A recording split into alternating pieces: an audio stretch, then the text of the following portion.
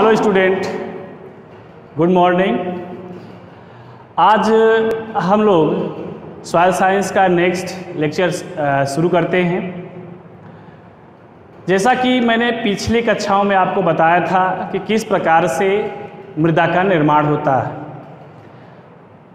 हमने आपसे बताया था कि कैसे हम मृदा को बना सकते हैं या देख सकते हैं कि कैसे बनेगा।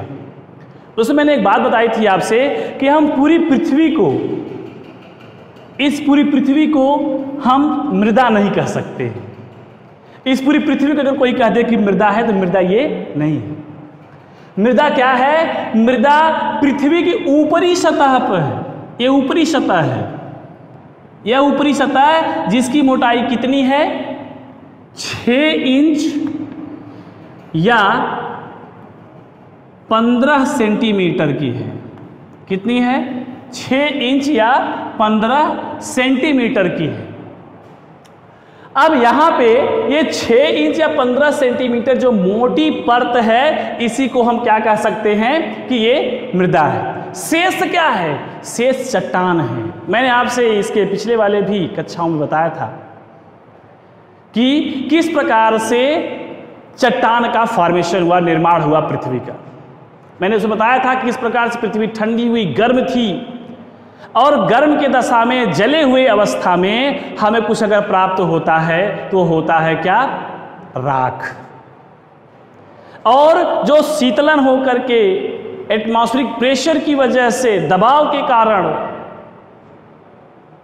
वहां पे जिस चट्टान का निर्माण होता है उसे हम आग्नेय चट्टान कहते हैं या इग्नियस रॉक्स कहते हैं। और वो इग्नियस रॉक्स क्या होती है? इग्निस शब्द से लिया गया है जिसका शाब्दिक अर्थ होता है राख।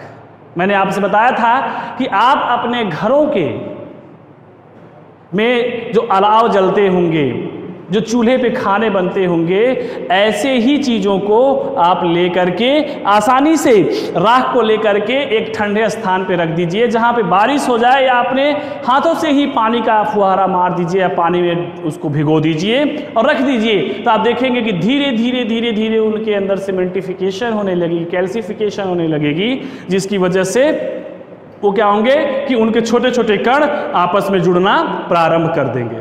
वही चीज इस पृथ्वी पे हुआ था। और फिर क्या हुआ कि इस पृथ्वी को, ये चट्टान था और यही चट्टान क्या किए कि जब ये चट्टान बने तो चट्टानों के लिए कहा जाता है कि आप जहां पर भी हैं, आप जिस फर्श पे हैं, अगर उसे हम देखेंगे तो एक चट्टान के रूप में है। उस पे किस प्रकार से सॉइल फॉर्मेशन होता है। मैं आपसे बता दूं कि सॉइल किस शब्द से लिया गया था? सॉइल जो है आपका किससे लिया गया था? लैटिन भाषा के सोलम शब्द से लिया गया था। सोलम शब्द से लिया गया था, जिसका अर्थ क्या था? जिसका अर्थ था या मीनिंग था क्या? फ्लोर। क्या था? फ्लोर, या फिर इसको कहते हैं हिंदी में फर्श। जो फर्श जिस पे हम खड़े हैं, जो फर्श जिस पे आप खड़े हैं, मैं उसी फर्श की बात कर रहा हूं। वो भी मृदा है और उससे हम मृदा का फॉर्मेशन कर सकते हैं, मृदा का निर्माण हम कर सकते हैं।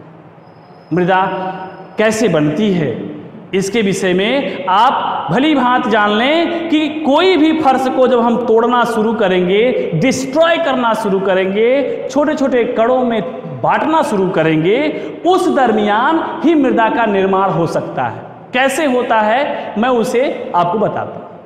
आप जानते हैं कि इन मृदाओं को, जो ये मोटाई है, ये मोटाई, जैसे हमारी सोच क्या रहती है, हम अक्सर अमूमन ये पढ़ते हैं कि जल और वायु के माध्यम से चट्टानों या पहाड़ों के टूटने के उपरांत वो बह करके आकर के निर्माण कर लेते हैं। इतना नहीं हो पाता है, इतना फॉर्मेशन हो ही नहीं सकता है। उसका निर्माण होने के लिए आप जहां पर भी हैं उसी स्थान पर उसको डिस्ट्रॉय करना होगा, तोड़ना होगा, टूटना होगा, उसको सड़ना होगा उसको, तभी ये संभव है इसके निर्माण के लिए। और यही एक कारण है कि इस पे 6 इंच या 15 सेंटीमीटर आवरण को हम पृथ्वी को सॉइल नहीं कर सकते हैं।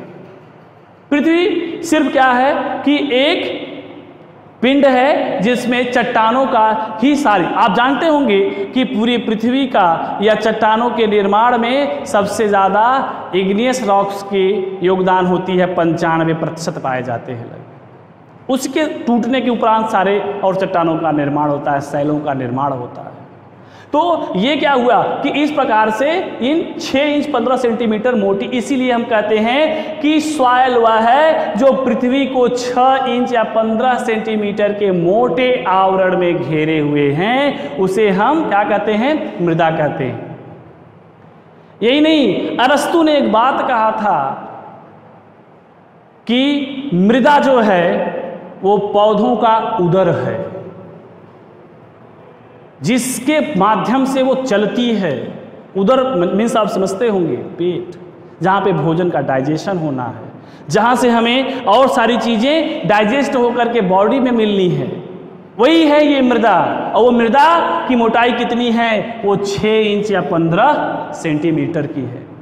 इसके साथ साथ क्या है कि पिछली एक कक्षाओं में बात हो गई थी कि किस प्रकार से ये एलिमेंटों की एक जाल है। यहाँ पे इन मृदाओं के निर्माण में आप देखेंगे आगे चल करके जब आप पढ़ेंगे इसके केमिकल प्रॉपर्टीज में, तो छोटे छोटे कण भी इसके किसी न किन्हीं जो है मिनरल के साथ जुड़े होंगे, खनिज पदार्थ होंगे। वही खनिज पदार्थ जब एक स्थान पे उनकी प्रभुत्ता बढ़ती है तो वो मृदा का निर्माण करते हैं, उपजाऊ बनाते हैं, नई मृदाएं बनाते हैं।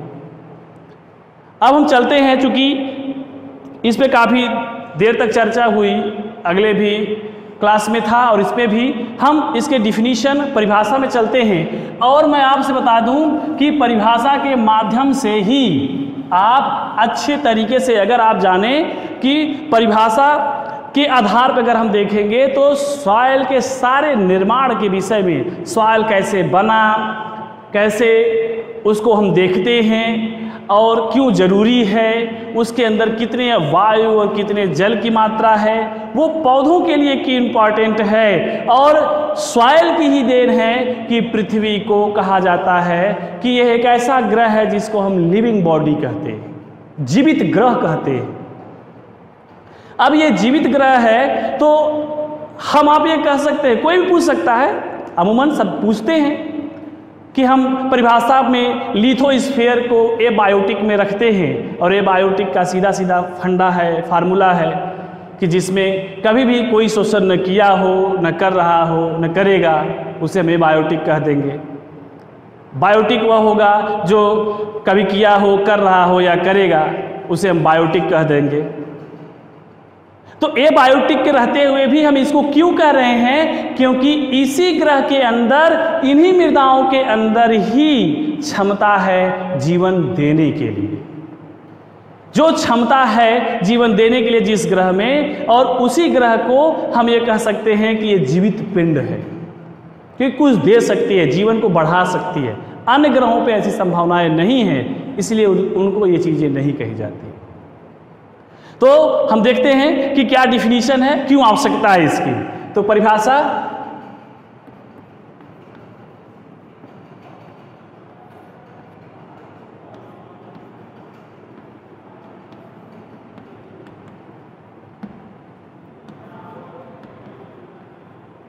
डिफिनीशन,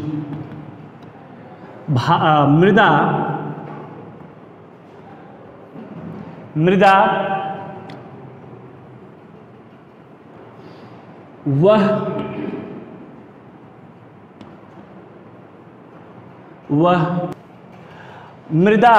वह प्राकृतिक पिंड है। देखिए मैं आपसे बताऊं, मैंने बताया था कि हम डिफिनीशन एक एक करते हुए स्टेप बाय स्टेप चलेंगे। मृदा जैसा जिसके विषय में हम लोग पढ़ रहे हैं, और क्या है? प्राकृतिक पिंड है। प्राकृतिक पिंड है क्यों? क्योंकि इसे हम लोग नहीं बना सकते या हम लोग नहीं बनाए हुए, ये नेचर के द्वारा बना हुआ है, नेचर की क्रियाओं के द्वारा बना है। जैसे मैं आपसे बताऊं कि जब इस पृथ्वी पर, जैसे हो सकता है कि कहीं से अगर टूटकर भी आता है, अगर हम फावड़े से बनाते हैं तो एक दिन में बहुत बड़े एरिया को हम कवर नहीं कर सकते हैं, या जब नई चट्टानें होती है तो उसको तोड़ने में बहुत कठिनाई होती है। जैसे मैं आपसे बता दूं, कोई ऐसी चीज़ लीजिए जो बिल्कुल नया हो, कपड़े ही हो जैसे मानते हैं, तो कपड़े को अगर हम फाड़ते हैं तो जो नया फ्रेश होता है, जब उसके पार्टिकल बिल्कुल सटे होते हैं, कण उसके धागे बिल्कुल नए होते हैं, तो उसको फाड़ने में कठिनाई होती है।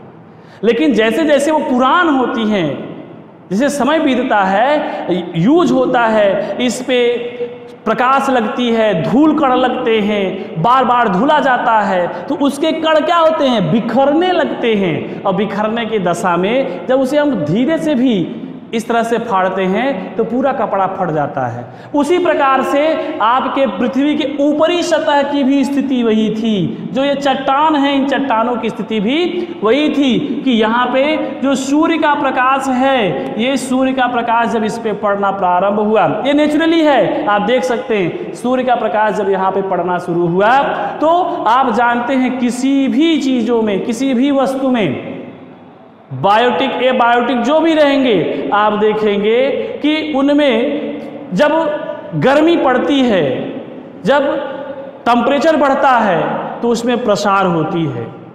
जब वही ठंडक प्रारंभ होता है तो वो सिकुड़ना प्रारंभ कर देती है।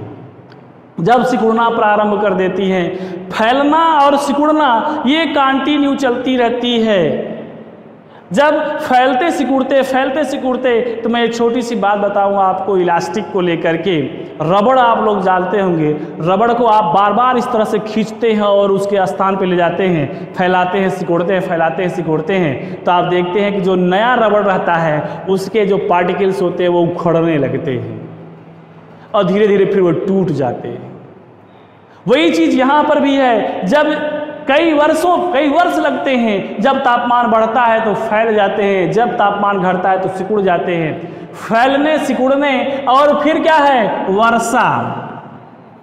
वर्षा के माध्यम से यहाँ पे क्या है, ठंडक, यानी ठंडा भी हम कह सकते हैं, कूल, ठंडक की वजह से, वर्षा की वजह से, वायु की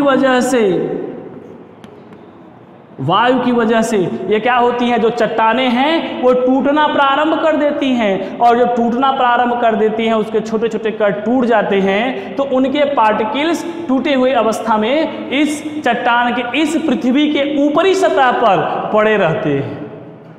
अब टूटे हुए अवस्था में छोटे छोटे पार्टिकल्स में है। वो जो छोटा सा पार्टिकल्स है, मैंने कल ही आपको बताया था कि ये पृथ्वी, सिर्फ इसको मिट्टी मत समझिएगा, ये मिट्टी नहीं है। इसे आप एनालाइज करेंगे तो रसायनों का एक समूह है, रसायनों का एक पिंड है, जहाँ पे सारे रसायन मिले हुए हैं।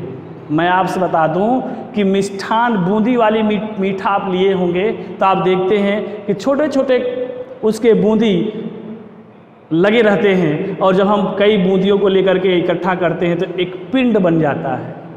उसी प्रकार से ये जो आपके रसायन हैं, इन्हीं रसायनों के जुड़ने के दरमियान जो खनिज पदार्थों का निर्माण होता है, मिनरल्स का निर्माण होता है, ये जो मिनरल्स हैं, इन्हीं मिनरल्सों के कारण जो ये सभी जो चट्टान, जो आपकी पृथ्वी है, ये मिनरल्सों और एलिमेंटों और आपके रसायनों के समूह है, जाल है।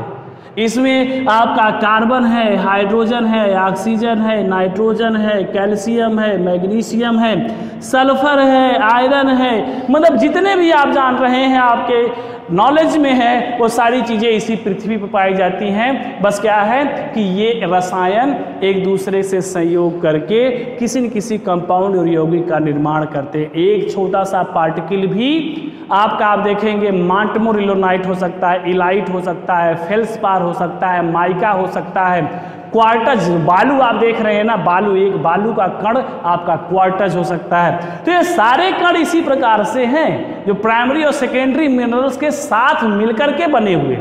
अब यही मिनरल्स क्या होते हैं, यही मिनरल्स यहाँ पर जब टूटते हैं, आगे चल के अभी डिफिनीशन में ये भी है, टूटते हैं तो जो ये निर्माण हो रहा है, किसका, कितने का, जो आपके 6 इंच या 15 सेंटीमीटर